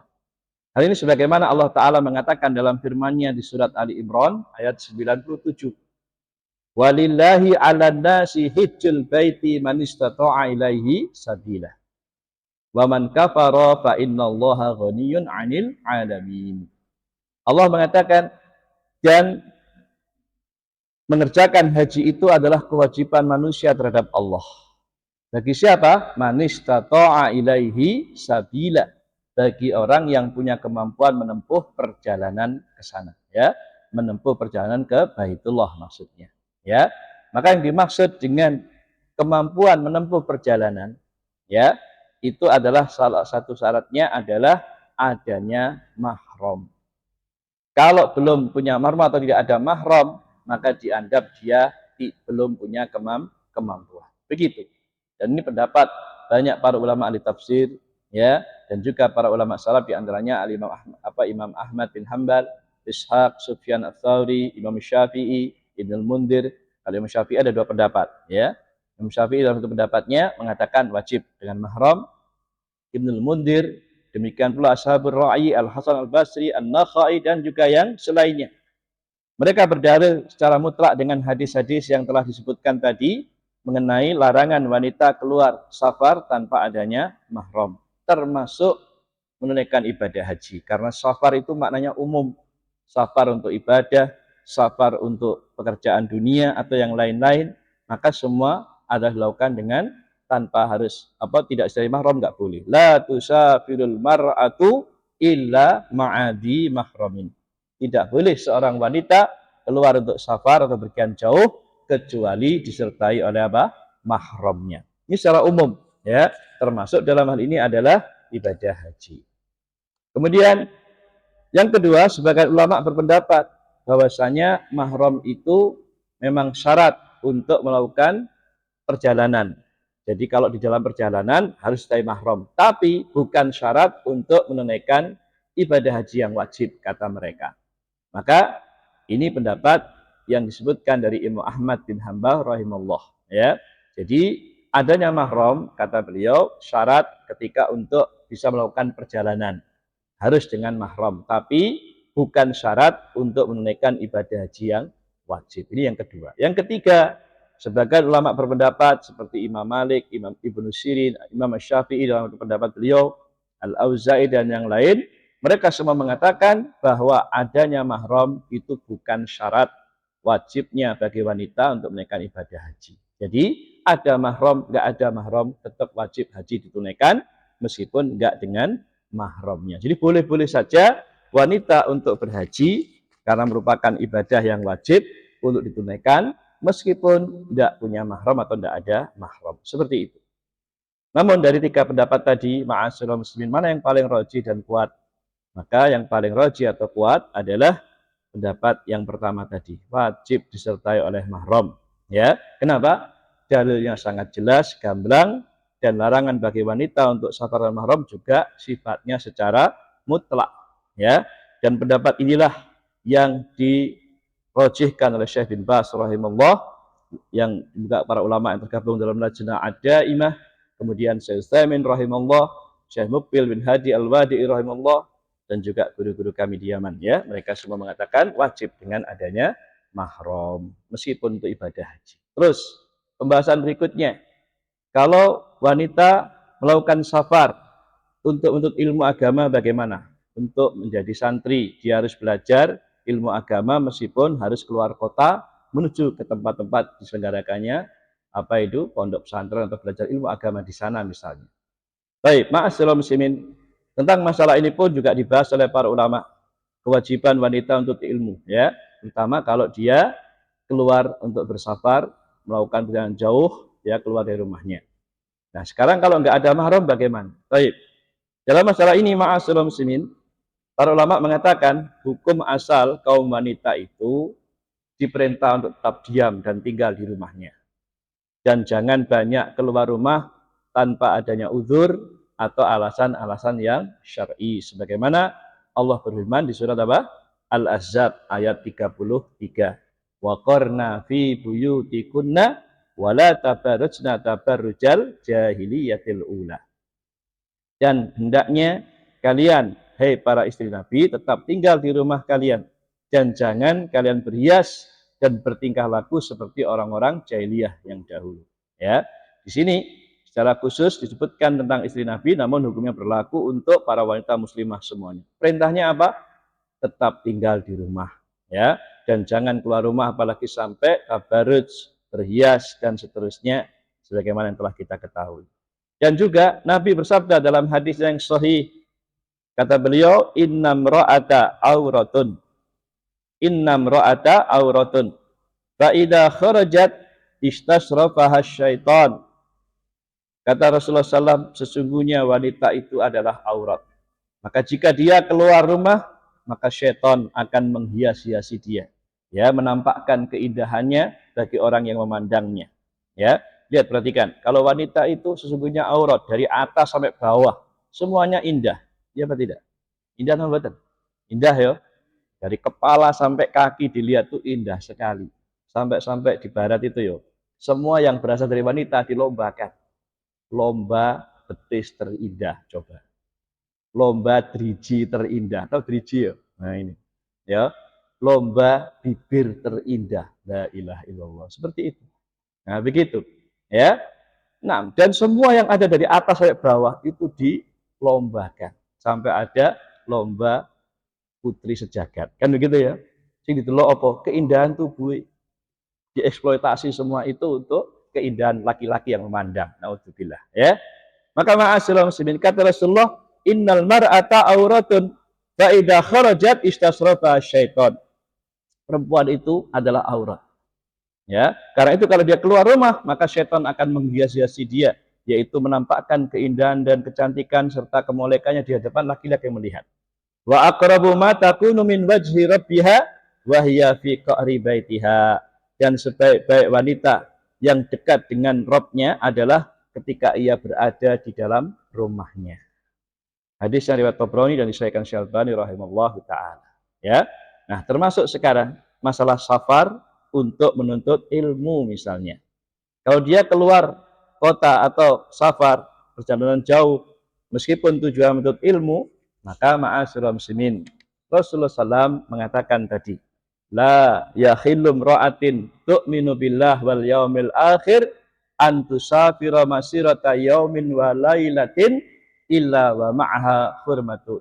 Ya, tidak halal bagi seorang wanita yang beriman kepada Allah dan hari akhir untuk melakukan perjalanan sejauh sehari semalam kecuali disertai oleh mahramnya. Bahkan disebutkan dalam riwayat Bukhari, antusafira masirata yaumin wa lailatin illa ma'adi mahramin. Ya, tidak halal. Jadi kalau tidak halal apa? Haram. Dan menunjukkan larangan. Larangan keluar rumah atau berpergian jauh tanpa mahram, baik safar dalam rangka ibadah seperti ibadah haji atau menuntut ilmu di pondok pesantren yang jauh dari rumah, atau safar dalam urusan kebutuhan kepentingan dunia seperti untuk sekolah di luar kota, keluar pulau, keluar negeri dan sebagainya. Maka seorang wanita itu dianggap berdosa, melanggar larangan Allah karena melakukan safar tanpa mahram meskipun dia punya tujuan mulia yaitu menuntut ilmu agama. Ya, apalagi jika safarnya itu bukan sesuatu yang darurat, ya, seperti untuk menuntut ilmu dunia atau ilmu yang bisa dia dapatkan walau tidak harus berpergian jauh, di rumah dia bisa untuk belajar ilmu, ya, seperti dengan melalui media-media yang ada, ya, seperti itu. Sehingga ma'asyiral muslimin, sekali lagi dipahami, meskipun tujuannya baik ilmu, tapi kalau kemudian kita melanggar larangan tidak boleh, ya, kecuali kalau kita diantar oleh orang tua kita atau mahram kita ke suatu tempat untuk belajar di pondok pesantren atau di mana begitu untuk ilmu, maka tidak masalah lalu ditinggal di sana. berada menetap di sana. Maka yang demikian kalau sudah aman di tempat tujuan menuntut ilmu, maka tidak harus disertai mahram, maka yang demikian tidak mengapa. Sebagaimana kata Syekh bin Baz rahimallahu taala, fa iqamatul mar'ati fi baladin biduna mahramin la darara fihi wa la kharaja fihi. Menetapnya seorang wanita di suatu negeri atau daerah tanpa disertai mahram, maka hukumnya tidak membahayakan dan tidak mengapa serta tidak berdosa baginya. Wala siyama idza kana dzalika la khatara fihi taliman annal amala bainan nisa wa masunu anir rijal. Ya, apalagi jika di tempat tersebut dia merasa aman dan banyak rekan-rekan teman-teman wanitanya dan terjaga dari kemungkinan berbaur dengan kaum laki-laki. Artinya kalau seorang wanita ingin mondok di tempat lain, belajar agama, boleh diantar oleh mahramnya. Setelah itu tinggal selama dia aman di sana, tidak keluar-keluar dan terjaga kemuliaannya dan kehormatannya, tidak ada bergaul dengan laki-laki lain, maka yang demikian dibolehkan. Dan seperti itu, wallahu alam, tidak masalah ya, seperti itu. Nah, tapi kalau safarnya tidak demikian, maka lebih baik ditinggalkan. Wallahu a'lam. Baik. Kemudian yang berikutnya yang terakhir, ma'asyiral muslimin. Boleh enggak bagi seorang wanita keluar rumah? Ya, dengan tujuan pergi ke tempat-tempat tertentu yang masih dekat dari rumahnya. Ya, dengan kata lain, keluar rumah yang bukan termasuk jarak safar. Meskipun tanpa disertai oleh mahramnya. Boleh enggak? Nah, tentang masalah ini, ma'asyiral muslimin, keluarnya wanita dari rumah ya, yang bukan termasuk safar, bukan melakukan perjalanan jauh, sebagaimana definisi yang telah disebutkan, maka yang demikian ini insya Allah tidak mengapa. Tapi dengan tetap menjaga adab-adab yang baik ketika berada di luar rumah. Contohnya belanja ke pasar, ke toko terdekat, mengantar anak sekolah atau belajar, pergi ke masjid atau ke tempat-tempat majelis taklim seperti ini, menjenguk orang sakit, berkunjung ke rumah saudara atau ke rumah teman wanita yang solehah, atau menghadiri undangan-undangan walimah, dan seterusnya, yang masih dekat, masih dalam kota, dan tidak termasuk jarak safar. Boleh enggak yang seperti ini? Kita katakan yang demikian insya Allah dibolehkan, ma'asyiral muslimin, karena di luar jarak safar. Ya, nah, sebagaimana tadi Rasulullah hanya mengatakan la tusafirul mar'at, tidak boleh seorang wanita safar. Nah, safar yang dimaksud sebagaimana tadi kita sebutkan, para ulama ada yang mengatakan jarak 80 kilo, jarak sehari semalam, jarak sekian-sekian, meskipun semua dikembalikan kepada uruf. Tapi itu semua berkaitan dengan masalah bepergian jauh atau safar yang sudah mencapai jarak dikatakan safar. Nah, kalau sekedar keluar rumah dengan tempat-tempat yang dekat, tidak terlalu jauh, atau istilah lainnya masih dalam kotanya atau daerahnya sendiri, maka yang demikian para ulama mengatakan tidak mengapa. Sebagaimana kata dalam fatwanya Syekh bin Baz rahimallahu taala. Beliau katakan ketika ditanya tentang hal itu, seorang wanita keluar untuk ke tempat-tempat yang disebutkan tadi. Kata beliau, hada amalun thayyib. Ini adalah amal-amal yang baik. Khurujuha lit ta'lim awin nasiha au iyadatil marid au ziyadatil aqarib atau at-thayyibin, kullu hada amalun thayyib. Maka keluarnya wanita untuk belajar ilmu agama seperti ini, untuk ngaji atau untuk mendengar nasihat-nasihat atau untuk menjenguk orang sakit atau untuk menziarahi atau berkunjung kepada kerabat dekat yang baik, maka ini semua adalah amalan yang bagus, kata beliau. Lakin alaiha an tataharral amral syar'i. Nah, akan tetapi harus juga wajib baginya untuk memperhatikan urusan-urusan atau perkara syariat. Ya, takunu, ya misalnya mutastarah, artinya hendaknya dia tetap tertutup dengan hijabnya. Ba'idatun an asbabil fitnah, juga jauh dari sebab-sebab timbulnya fitnah. La tabarraja wa la tabada syai'an min zinatiha. Enggak boleh dia bertabarruj, menampakkan kecantikan dan perhiasan-perhiasannya, ya. Wa takunu mutahaffadah, dan dia hendaknya orang yang pandai menjaga dirinya, mutasatarah, ya, dia juga selalu ya menutup hijabnya. Ba'idatun an asbabil fitnah, dan jauh dari segala macam sebab-sebab timbulnya fitnah. Wala tahruju bitibin, ya, li'anna tiba yuftanun nasu aidha. Dan juga tidak boleh keluar wanita dengan menggunakan minyak wangi yang menyebabkan orang laki-laki terfitnah karenanya. Fatadhabu, maka kemudian dikatakan pula boleh bagi dia, ya, misalnya perempuan ini untuk apa? Fatadhabul masjid au ilal mustashfa au ila jiraniha au aqaribiha la ba'sa bidzalika walau wahdaha. Maka perginya wanita ke masjid atau ke rumah sakit atau untuk ke rumah tetangga atau kerabat dekat lainnya, maka yang demikian tidak mengapa meskipun dia sendirian tanpa disertai oleh mahramnya. Tamshi ala qadaimaiha idza kana ma fi khatarun. Boleh bagi dia berjalan kaki atau naik kendaraan kalau memang itu tidak membahayakan dan tidak terjadi fitnah, ya, dan seterusnya. Intinya ma'asyiral muslimin, dalam masalah ini para ulama kita menganjurkan, ya, kalau sekedar bepergian dekat-dekat saja para wanita untuk apa ini memenuhi kebutuhannya seperti ke pasar, ke tempat ini dan itu atau ke tempat masjid taklim, maka tidak masalah selama masih dalam kota dan tidak termasuk dalam jarak safar, dalam jarak safar. Wallahu a'lam. Ya, sekali lagi ini juga menunjukkan pada kita ma'asyiral muslimin keadaan-keadaan tertentu yang membolehkan seorang wanita untuk keluar dari rumahnya meskipun tanpa adanya mahram. Dan di sana ada keadaan-keadaan lain yang membolehkan wanita keluar meskipun tanpa mahram, ya, meskipun masih sudah masuk dalam jarak safar. Contohnya yang dibolehkan misalnya seorang wanita pergi berhijrah, ya, hijrah dari negeri kafir ke negeri Islam meskipun dia sendirian, maka dalam kondisi yang demikian tidak mengapa. Atau seorang wanita yang asalnya dia penjara, ditahan di suatu tempat, ya, disekap di suatu tempat, lalu berhasil lolos, melarikan diri, ya, ke tempat yang aman di negeri-negeri muslim, maka dia terpaksa sendirian, maka yang demikian juga tidak mengapa atau dilakukan dengan meskipun sendirian. Dan disebutkan oleh para ulama, ya, tentang masalah ini dibolehkannya. Atau misalnya seorang wanita yang ingin melunasi hutangnya pada orang lain di tempat yang jauh dan ia ingin mengembalikan hutangnya atau juga mungkin barang titipannya, dan meskipun harus sendirian dan itu wajib dikerjakan, maka dia boleh melakukan seperti ini. Atau yang wanita yang ingin rujuk dengan suaminya, ya, dengan sebab karena nusus atau pembangkangannya atau kejelekan itu suami, itu kemudian dia kembali kepada suaminya meskipun dia di tempat yang jauh dan kembali meskipun tanpa ditemani, maka yang demikian boleh-boleh saja, ya. Nah, seperti itu.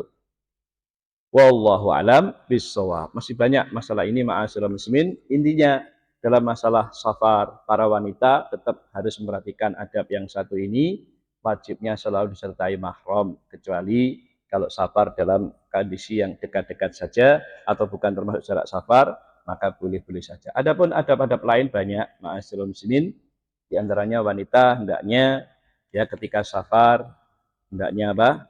Mencari teman yang baik, atau tidak sendirian, mencari teman-teman yang solehah, yang baik, yang bisa mendampinginya.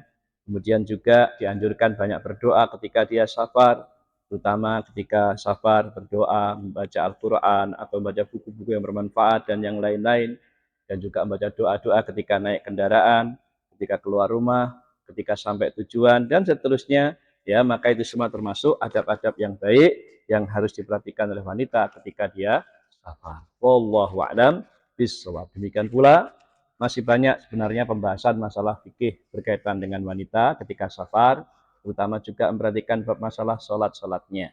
Tetap menjalankan ibadah sholat meskipun dengan mengkosornya atau mungkin menjamaknya dan seterusnya. Namun pembahasan ini kalau kita bahas semuanya nggak cukup waktunya.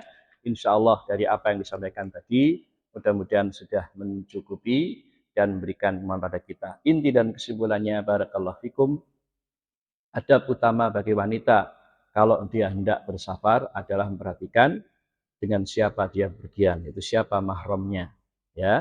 Jangan keluar sendirian karena itu termasuk bentuk kemaksiatan kepada Allah dan Rasulnya karena melanggar sesuatu yang dilarang. Wallahu a'lam bishawab. Dan ini banyak sekali terjadi dan merupakan kesalahan-kesalahan yang banyak, ya, dilakukan oleh para wanita muslimah. Wallahu a'lam bishawab. Biasanya kami kalau di rumah itu setiap hari Rabu petang atau hari Rabu pada maghrib ada kajian khusus ahwat tapi online lewat HP. Jadi semua akhwat dari seluruh tempat di Indonesia ini ikut kajian kami, dan saat ini masih bahas tentang dosa-dosa yang diremehkan oleh para wanita, banyak sekali. Itu di sana diantaranya pembahasan ini yaitu masalah keluarnya wanita tanpa mahram ketika ya dia safar berpergian jauh. Wallahu a'lam. Kalau mau ikut nanti bisa silahkan berhubungan dengan yang berkepentingan nanti insyaallah. Baik.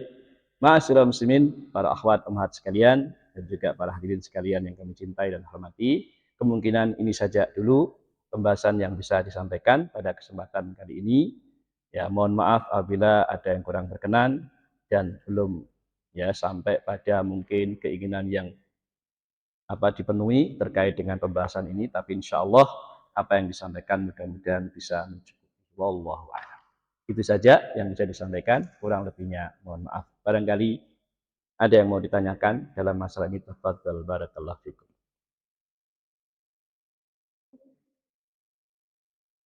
Ya, mungkin dari ibu-ibu ada yang menyampaikan, mau silahkan.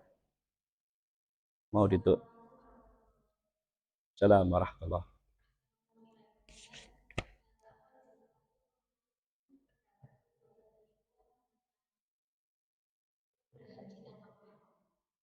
Apa? Coba diulangi.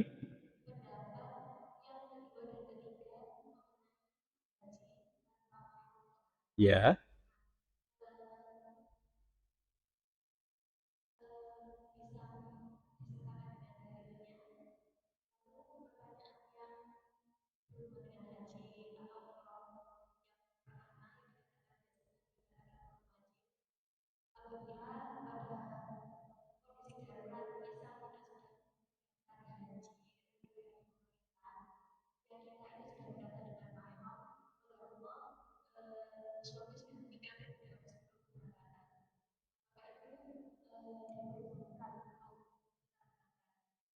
ya.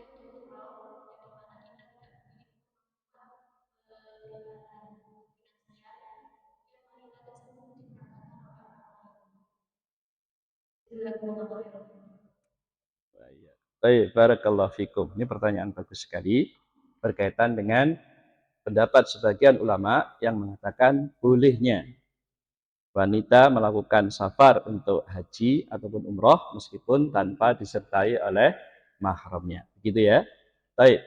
Memang ada sebagian ulama berpendapat seperti itu karena dengan alasan bahwa ini adalah haji atau umroh yang wajib baginya untuk dilaksanakan sehingga tidak harus menggunakan mahram, tidak apa-apa. Namun pendapat ini pendapat yang lemah. Siapapun yang mengatakannya kalau bertentangan dengan nas atau dalil-dalil yang sangat tegas, ya seperti itu. Sehingga yang melakukan seperti ini meskipun dengan tujuan ibadah, baik ibadah haji, ibadah umroh atau untuk ilmu agama tadi, maka tetap dikatakan bahwa dia melakukan maksiat atau dosa dikarenakan melanggar, yaitu bersafar tanpa mahram. Namun dari sisi amaliyah ibadahnya, para ulama tetap mengatakan sah hajinya, sah umrohnya. Ya, jadi jangan dianggap bahwa kalau kemudian tanpa mahram akhirnya hajinya nggak sah atau umrohnya nggak sah. Tidak demikian. Para ulama tetap mengatakan dari sisi sah ibadah hajinya selama terpenuhi syarat-syarat di dalam pelaksanaan ibadah haji dan umrohnya maka sah. Ya, tidak ada yang mengatakan tidak sah. Namun dari sisi tidak terpenuhinya syarat, yakni tidak menggunakan atau tidak didampingi mahram ketika menjalankan ibadah haji atau umroh itu, maka tetap dihukumi sebagai suatu perbuatan dosa atau maksiat. Karena itu para wanita yang sudah terlanjur seperti itu atau pernah melakukan seperti itu atau yang akan melakukan itu perbanyak istighfar taubat kepada Allah Subhanahu wa taala. Ya, karena jelas sekali dalil-dalil yang seperti itu. Sehingga iya, pendapat yang paling kuat yang disebutkan para ulama dalam masalah ini tetap sebagaimana fatwa majelis sudah ada imah ya, Syekh bin Baz dan juga para ulama lainnya dan Syekhul Islam Taimiyah, Ibnu Qayyim dan juga Syekh Albani rahimahullah taala tegas sekali menyebutkan hal itu bahwasanya itu termasuk bentuk ya dosa atau kemaksiatan ya seperti itu. Sehingga kalaupun ya sekarang pun ada aturan di pemerintah Saudi sendiri bahwa para wanita yang melakukan perjalanan umroh ya ataupun haji sekalipun sekarang tidak diwajibkan didampingi mahram. Ini adalah kebijakan pemerintah. Paham maksudnya? Kebijakan pemerintah dalam memudahkan urusan perjalanan. Maka mereka pun kemudian punya aturan tentang hal itu, bahwa untuk wanita tidak wajib dan tidak diharuskan didampingi oleh mahramnya. Sendirian pun maka tidak mengapa menurut aturan kebijakan perjalanan umroh. Namun sekali lagi, kebijakan ini bukan fatwa para ulama, tapi kebijakan siapa? Pemerintah negeri Saudi itu sendiri. Ya, sehingga dalam perkara ini para ulama mengatakan, maka yang dianggap dan diperhatikan adalah fatwa para ulama yang berdasarkan dalil-dalil syar'i, bukan kebijakan ya pemerintah yang mungkin sekedar mengikuti aturan negara ataupun yang selainnya. Ini harus dibedakan masalah ini ya. Jadi barakallahu fikum. Ada sebagian orang begitu, oh ini nggak apa-apa, pemerintah Saudi aja sekarang membolehkan. Ya, ingat ini pemerintah, bukan ketentuan para ulama yang ahli fatwa dalam masalah ini. Apalagi hal ini semua jelas-jelas, tegas-tegas menyelisih nas atau dalil yang syar'i, sehingga hal seperti itu ya tidak boleh dijadikan ukuran atau patokan kebolehan. Yang jelas kesimpulannya begini. Seorang wanita apabila dia berhaji atau berumroh atau melakukan kegiatan ibadah apapun dengan melakukan safar, perjalanan jauh, maka tetap wajib adanya mahram. Kalaupun kemudian mahramnya tersebut meninggal dunia ataupun belum atau tidak ada lagi yang diharapkan untuk jadi mahram, maka para ulama mengatakan hal itu menunjukkan saat itu wanita tersebut dianggap belum punya kemampuan untuk berhaji atau berumroh. Ya, sekali lagi, karena kemampuan untuk wanita dalam melaksanakan ibadah umroh tidak sekedar kemampuan fisiknya, tidak sekedar kemampuan finansialnya, tidak sekedar kemampuan dalam hal lain-lainnya, tapi termasuk juga kemampuan yang disyaratkan untuk wanita yang mau berhaji dan umroh harus disertai atau harus adanya mahram yang mendampinginya. Ini dikatakan istita'ah, termasuk kemampuan baginya. Maka kalau tidak ada mahram baginya, berarti orang tersebut ya belum dianggap punya kemampuan. Begitu, dengan kata lain gugur kewajibannya karena hilang salah satu syarat adanya kemampuan baginya. Kalau ada baru boleh. Nah, seperti itu. Ya. Nah, kalau kemudian tetap melaksanakan haji, tetap melaksanakan umroh karena eman ya ada dia diberangkatkan oleh orang lain ataupun ya hadiah dari teman yang lain dan seterusnya. Kalau dari kerjakan eman, sementara dia nggak punya mahram. Kalau tetap dia melaksanakan hal itu, perjalanan hal itu, meskipun dengan niat dan tujuan yang baik dengan ibadah kepada Allah, tapi ada syarat yang dilanggar, maka tetap dia berdosa. Makanya tadi dikatakan ulama, iya dia telah bermaksiat dengan perbuatan tersebut, ya. Namun dari sisi sahnya ibadah haji atau umrohnya tetap apa? Sah. Wallahu alam bishawab. Jelas ya? Nah, seperti itu ya. Jadi terserah mau diamalkan apa tidak. Kalau jenengan misalnya, wah saya ini tidak ada mahram, suami nggak ada misalnya, atau belum nikah, atau mungkin sudah meninggal, atau mungkin sedang luar kota, atau luar pulau, atau luar negeri, sehingga tidak ada. Kemudian anak-anak lagi tidak ada, kemudian paman-paman nggak ada, atau kalaupun ada juga tidak ada biayanya untuk ke sana bersama, terpaksa harus sendiri dan seterusnya, apalagi cuma dibiayai orang. Maka sekarang antum tentukan panjenengan tentukan sendiri masalah ini. Ya, bagi kami yang jelas perhatikan dalil-dalilnya tegas bahwa wanita kalau nggak ada mahramnya nggak boleh safar melakukan perjalanan jauh meskipun untuk haji ataupun umroh atau ibadah kepada Allah.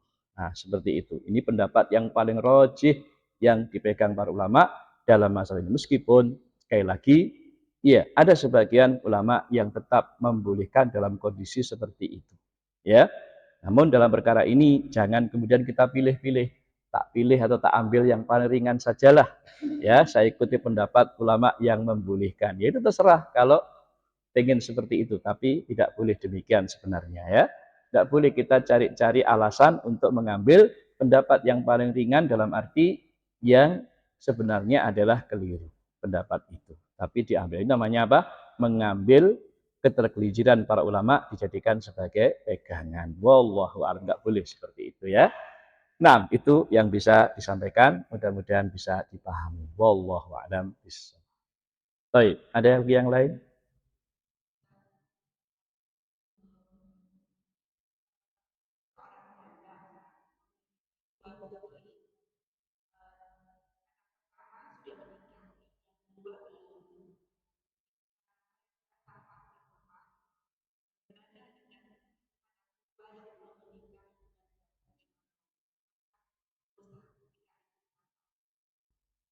Iya, jadi kalau misalnya kita ingin barakallahu fikum ya. Mohon maaf ya, sebenarnya kurang begitu cetha atau belum jelas ya, karena saya punya lagi ada gangguan telinga ini ya, karena kemasukan air beberapa hari ini sehingga banyak kotoran dan mungkin belum bisa dikeluarkan sehingga tadi kurang jelas sebenarnya. Tapi saya paham maksudnya. Intinya adalah jika ada keluarga ya ingin berangkatkan anak-anaknya semua, tapi yang lainnya sudah menikah dan ada mahramnya, dan yang satu lagi mungkin perempuan juga mau diberangkatkan nggak ada mahramnya, maka ya mahramnya kan bisa bapaknya atau saudara laki-laki kandungnya ya yang bisa menemaninya begitu. Baik, atau mungkin mahram-mahram yang lain seperti tadi entah itu pamannya, kakeknya dan seterusnya. Itu pun kalau mencukupi biayanya. Nah, kalau diketahui tadi anak perempuan satu-satunya yang belum menikah, kalau diberangkatkan umroh atau haji tidak ada mahramnya dan tetap berangkat, maka tetap yang demikian dianggap sebagai suatu dosa atau kemaksiatan karena dia melakukan perjalanan ibadah umroh atau hajinya tersebut melakukan safar yang jauh dengan tanpa disertai mahram. Tetap nggak boleh sebenarnya. Namun kadang orang tua itu kasihan, nek gak diberangkatno piye kan begitu perasaan jadinya main-main di sini ya. Namun dari sisi hukum maka yang demikian tetap tidak dibolehkan. Makanya carikan mahram, golekno bojo dhisik ya, nikahkan dulu ya, carikan ikhwan yang siap nikah atau siapa begitu ya, atau kalau tidak begitu ya coba biayai keluarga yang lain yang bisa menjadi mahram baginya, entah itu pamannya dia ya atau laki-laki yang dekat dengan dia terutama dalam masalah mahramnya, hubungan mahramnya. Maka ini yang harus kita lakukan. Tapi kalau tetap diberangkatkan dengan alasan keadilan, kalau nggak diberangkatkan nggak adil, ya tidak harus bersama-sama, toh bisa dilaksanakan kapan saja. Karena dia sekarang belum punya mahram, maka nanti nunggu sampai dia punya mahram, baru diberangkatkan lain kali. Ya itu lebih baik mengambil jalan seperti itu. Adapun yang lain silakan berangkat dulu karena sudah ada mahram. Yang lainnya tunggu sampai punya mahram, nanti insya Allah baru diberangkatkan. Wallahu a'lam bishawab. Nah, bisa dipahami nggih? Barakallahu fikum.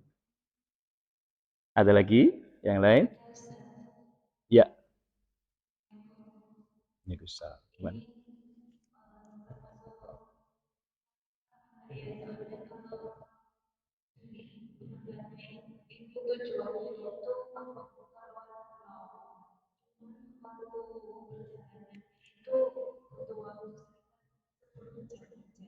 Ya,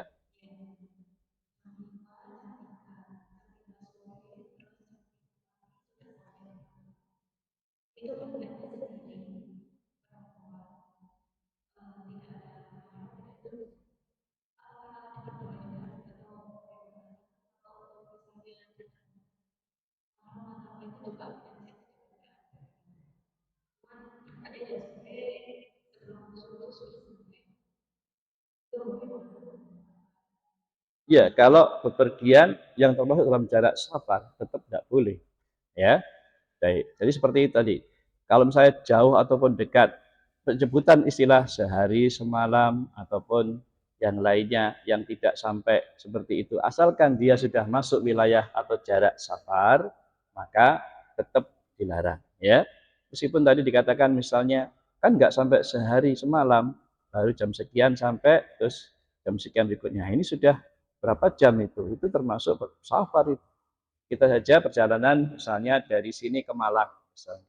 Dari sini ke Jombang, dari sini ke Bojonegoro, paling 2 jam, 3 jam begitu ya. Nah itu sudah safar atau belum? Kembalikan kepada uruf. Kalau itu termasuk dalam batasan masuk safar, ya berarti berlaku hukum safar padanya. Nah apalagi ini tadi, ya seorang yang berpergian dalam jarak jam tertentu, ya maka meskipun dia ini nggak ada karena nggak ada mahramnya, maka perjalanan jauh yang dia tempuh maka itu termasuk dalam permasalahan safar. Kalau dilakukan dengan tanpa mahram, maka semua termasuk dalam perkara yang dilarang. Maka itu harus hati-hati ya.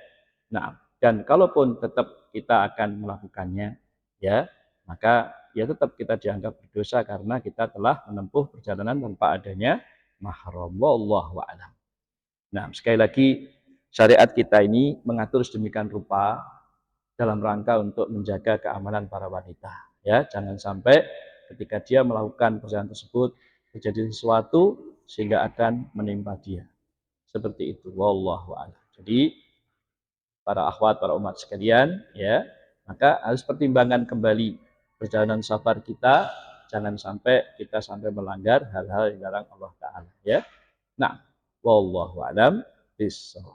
Nah, seperti itu. Ada lagi? Cukup? Berat ya, para ibu-ibu? Iya, kita mau sing dibahas wanita terus. Ya memang pembahasan kita hari ini seperti itu ya. Dan memang syariat kita juga seperti itu. Jadi yang paling penting ya, kami ingin juga wasiatkan kepada para akhwat dan akhwat sekalian. Memang kita untuk istiqomah berpegang teguh dengan agama itu perkara yang berat ya.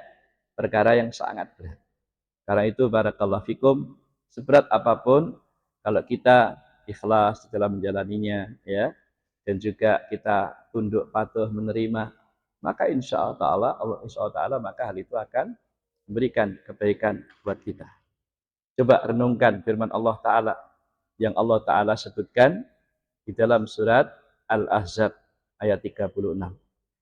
Allah Ta'ala berfirman, ma'asyiral muslimin, wa ma kana li mu'minin wala mu'minatin idza qadallahu wa rasuluhu amran ay yakuna lahumul khiyaratu min amrihim wa may ya'sillaha wa rasulahu faqad dhalla dhalalan mubina. Surat Al-Ahzab ayat 36. Allah mengatakan tidak pantas bagi orang mukmin laki-laki maupun mukmin perempuan idza qadallahu wa rasuluhu amran, apabila Allah dan Rasulnya telah menetapkan suatu perkara, suatu urusan, ayyakuna lahumul khiyaratu min amrihim, akan ada bagi mereka pilihan yang lain dari apa yang telah Allah tetapkan dan Rasul tetapkan tersebut. Enggak pantas seperti itu, ya. Jadi Allah menetapkan begini, kita pilih yang begini. Allah tentukan begini, kita pilih yang lain sesuai dengan keinginan kita. Enggak layak seperti itu. Wa may ya'sillaha wa rasulahu faqad dhalla dhalalan mubina. Maka dan barang siapa yang bermaksiat kepada Allah dan Rasulnya, mendurhakai Allah dan Rasulnya, sungguh ia telah sesat dengan kesesatan yang nyata. Seperti itu ya. Baik, barakallah. Ini kita cerita sekarang. Beberapa waktu lalu, ya saya punya saudara. Saudara saya itu ibunya sudah terdaftar haji. Ya. Nah, hanya saja ketika itu ibunya harusnya sama ayah, tapi ayah meninggal, nggak bisa. Sehingga terpaksa ibunya sendirian.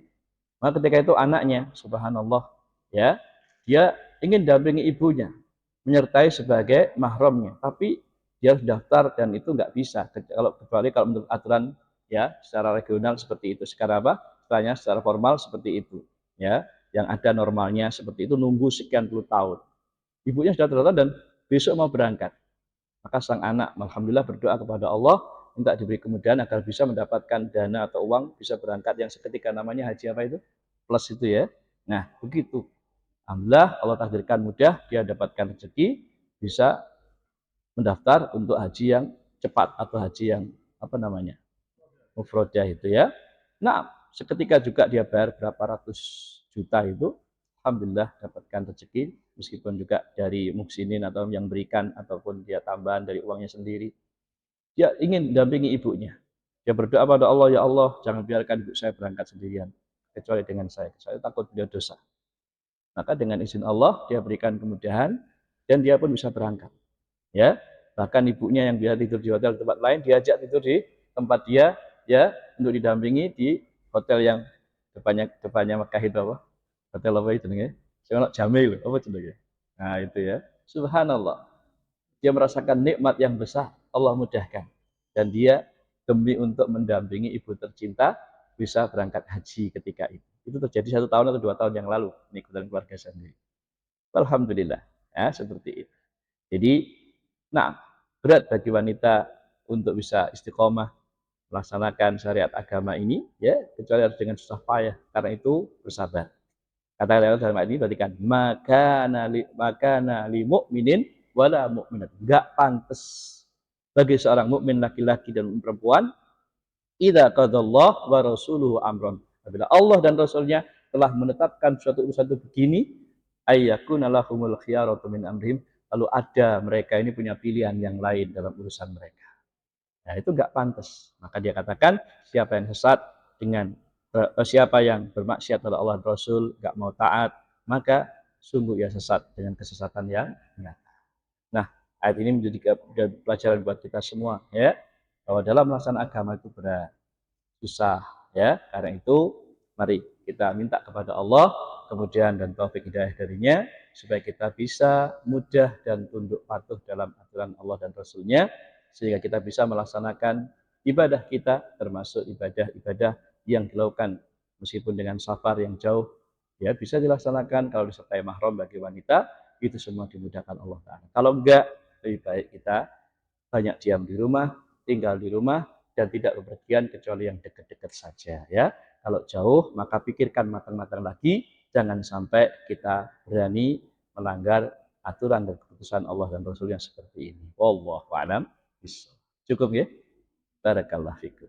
Baik, ma'asyiral muslimin, inilah kajian kita pada kesempatan pagi hari ini, ya. Kajian ini banyak kami ambil dari tulisan guru kami sendiri, yaitu kitab Ya Usalikin fi Ahkami wa Adabil Musafirin, ya. Karya guru kami di Yaman, yaitu Syekh Abdurrahman Yahya Ibnu Ali Al-Hajuri, hafizallahu ta'ala. Demikian, mudah-mudahan yang sedikit bermanfaat, kurang lebihnya mohon maaf. Kita akhiri, subhanakallahumma bihamdik, asyhadu an la ilaha illa anta, astaghfiruka wa atubu ilaik, walhamdulillah, wassalamu alaikum warahmatullahi wabarakatuh.